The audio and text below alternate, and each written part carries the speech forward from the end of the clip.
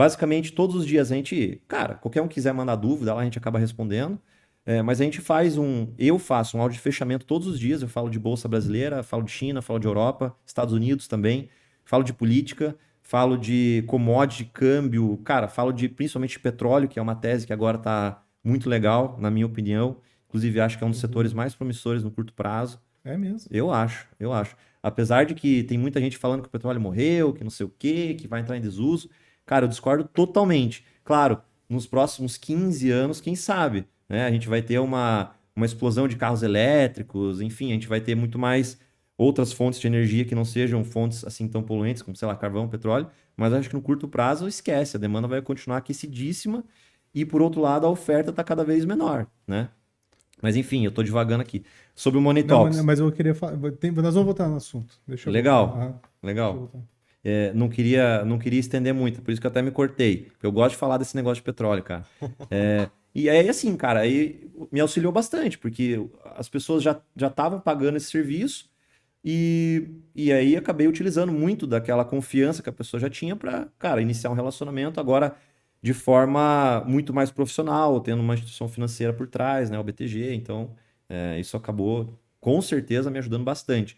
E a formação jurídica também, muito, me ajudou muito. Eu tenho pós-graduação em Direito Empresarial e Tributário. Então, a gente faz lá, inclusive no escritório, planejamento sucessório, planejamento patrimonial, a gente abre offshore. Então, isso eu já fazia no meu escritório. Então, também me auxiliou bastante. E a formação jurídica é uma formação para a vida, né, cara? Ela te ajuda, Sim, assim, em N coisas. tá carteirado. Exatamente. Não tá valendo tanto agora, mas, cara, ela te Porra, ajuda para a vida, na meu. época da faculdade, uns amigos tinham, pô, Não, eu queria tô- fazer direito, cara. Não, todo advogado, você pede documento, ele dá Não, a OAB. Óbvio. AOB. Óbvio. É isso aí. É tipo ter um Blair na carteira, cada deixa primeiro, assim. Aham.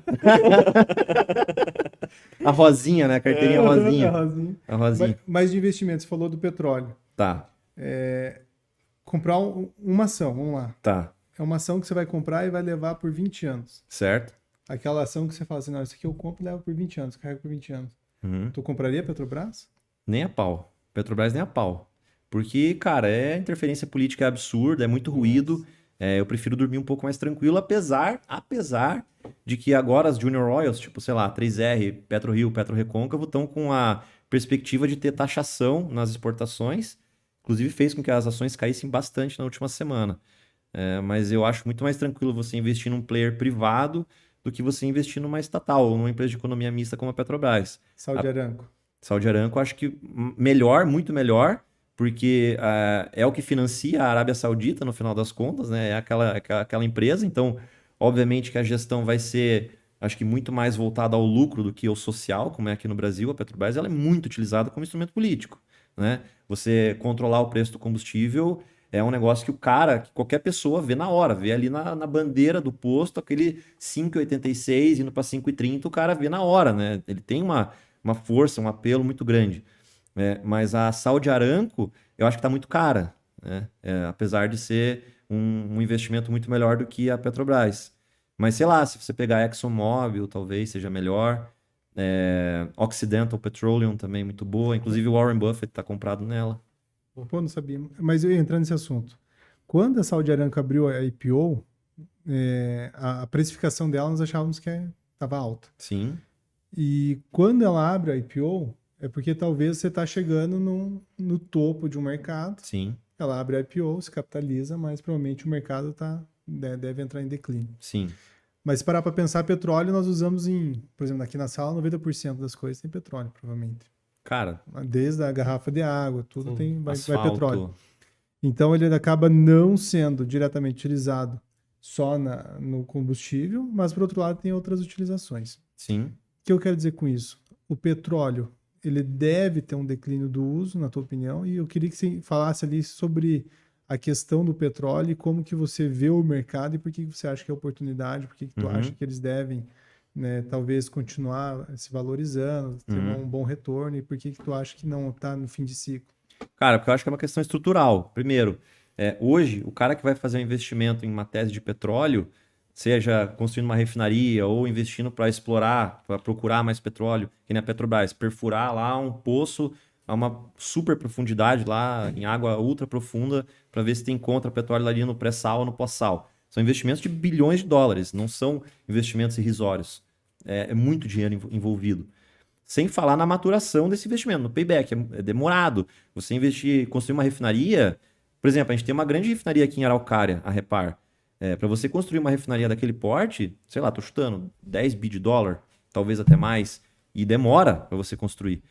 Então, assim, é um investimento que leva tempo para você fazer, né? Esse é o primeiro ponto, é um investimento que leva tempo. O segundo ponto é um investimento que hoje ele é muito mal visto pela sociedade. Então, sei lá, um banco ou um fundo ou que seja um investidor privado que tenha muita grana, ele fazer um grande investimento em uma tese de petróleo, ele provavelmente vai ser cancelado. Porra, você está investindo bilhões de dólares numa atividade super poluente quando você podia investir em painéis solares. Olha só que empresário malvado. Então, cara, você está tendo um desincentivo muito grande em duas pontas, né? Porque, obviamente, eu falei no começo, né, que a longuíssimo prazo o petróleo deve sim entrar em desuso. Então, se a longuíssimo prazo o petróleo vai entrar em desuso, por que o cara vai fazer um investimento que leva anos para ser maturado, para daí quando o negócio estiver em operação, começar o declínio daquele negócio? Então, economicamente, para o cara não faz tanto sentido. E outra, se ele fizer investimento, ele vai ser cancelado, ele vai ser mal visto, ou ele vai ser até sancionado. Por exemplo, tem vários fundos de investimento que não investem em empresas que são poluentes. Por exemplo, tem alguns fundos soberanos, por exemplo, que o fundo soberano da Noruega, que se não me engano é o maior do mundo hoje, ele tirou todo o investimento da Vale por conta da questão dos desastres que ela teve em Brumadinho, que ela poluiu o rio, matou um monte de gente, por uma questão ESG no final das contas, porque a Vale é super lucrativa, é uma empresa muito boa, é uma das mais lucrativas do Brasil, né? Então, essa questão ESG ela está pesando muito. Ou seja, ninguém mais está investindo em petróleo, certo? Só que a demanda por petróleo ela continua tão grande quanto ou até maior do que ela era nos últimos anos. Principalmente por conta agora da reabertura econômica. E inclusive que a gente tem China agora entrando no negócio, né, que estava em lockdown por 3 anos. Então o CAPEX do setor de petróleo, que é o investimento, Capital Expenditure, ele está nos mesmos patamares de 2011, mais ou menos. Enquanto que a demanda por petróleo está tão grande quanto ela era no pré-pandemia.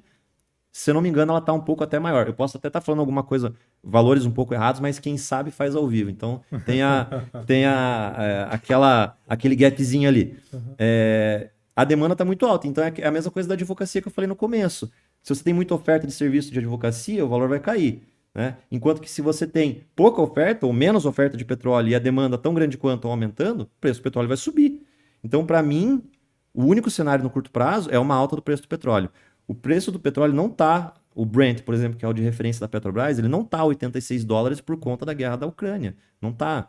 Ela está por uma questão estrutural de falta de investimento e porque ninguém quer investir nesse setor porque ele é muito mal visto hoje pela sociedade.